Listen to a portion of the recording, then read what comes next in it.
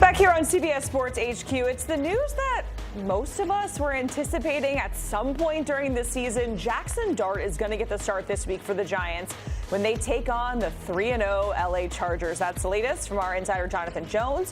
So the first-round pick, if you remember, out of Ole Miss, had a pretty impressive preseason, and now he's going to get his first official career start in the National Football League. He takes over for Russ Wilson with the Giants stumbling to an 0-3 start.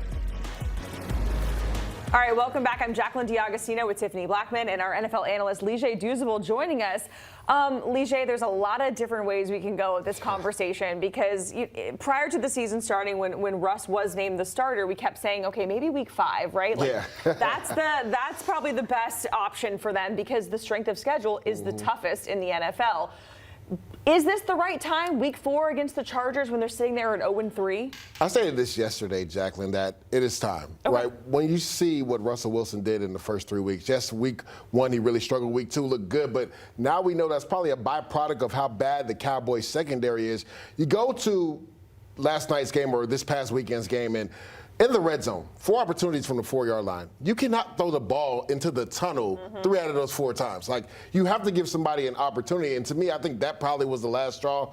Brian Daboll has a pulse of this team. He knows how guys are feeling. We saw Malik Neighbors, and he just looked like he was out of it in the game. This is one of the best playmakers in football, and they couldn't find a way to get him the football. So when you look at it, Brian Daboll, this was his draft pick. He hasn't had the opportunity to develop his guy. Let's not forget, Daniel Jones was given to him. He didn't draft Daniel Jones. So this is his guy. We heard the ownership come out, John Mara, and said, I better be in a better mood this time this year than I am right now, right? The only way that changes is if you make the change at the quarterback. So Brian Daboll is essentially coaching for his job. So we need to see Jaxson Dart as soon as possible because the only way to get better is to play football. You can't roll him out for a play or two and run the ball. Do you know he has not thrown a pass yet this season? But they put him in the game plan as a zone read keep quarterback. Like the kid needs to go out there and get the subsequent reps so he can develop and be their guy of the future.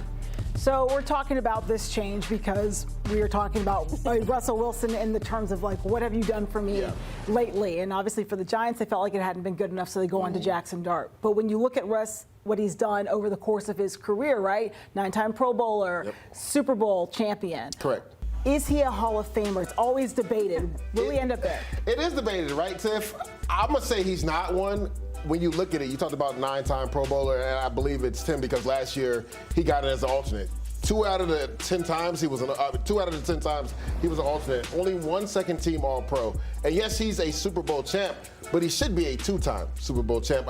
A lot of people talked about that throw that ends up getting picked off if they would have just ran the football. The Seahawks are back-to-back champions. Maybe this is a different conversation because now he has the rings behind it. 2-time Super Bowl champ. We go to the 2019 team where for majority of the season, he was probably the front runner for the MVP and then really struggled the back half of the season. That was the year he also was a second-team All-Pro. So when you just look at it, I think he's around 16 or 17 in passing yards. I don't think that gets you into the Hall of Fame right now. He's had a hell of a career, but I don't think he's a Hall of Famer right now. And it's so interesting because now the conversation with Russ is he going to be a backup for the rest of his career? Is he going to maybe get traded and start somewhere else? I'm sure that's a conversation we'll continue to have down the stretch here. You mentioned it, Brian Daboll. He has a pulse on the team. You also said he's coaching for his job, right? So they make this quarterback change. They're sitting at 0-3. How much hotter has the seat gotten for Brian Daboll where we're at right now? I think it's actually cooled a little bit, right, because he made this change. I go back into, again, the ownership saying he better be in a better mood, right? The way for him to be in a better mood is if you found your franchise quarterback. And the only way to determine that is if the kid actually plays, right? Easy enough.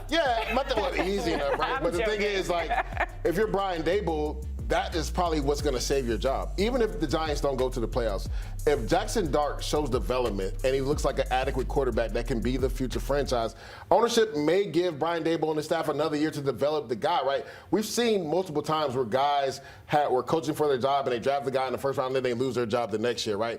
That's why I think it's important to get this kid out there early just so you can show, look, we developed this guy. Just look what we did with him throughout training camp. He was a quarterback that had half-field progressions that really struggled to see the entire field. But to your point, Jacqueline, in preseason, he looked like he can be an adequate quarterback. He went through full reads and progressions and was able to get the ball out. He didn't take bad sacks. He got rid of the football. He didn't turn the football over. So we saw the growth and development of Jaxson Dart throughout preseason. And if you're Brian Daboll, this is the guy that is going to be attached to your hip and your future. Why not get him out there early right now and see what the kid has? Yeah, because you really don't know what you're dealing with until he's actually out there in a regular season game and playing. Lige, we certainly appreciate it.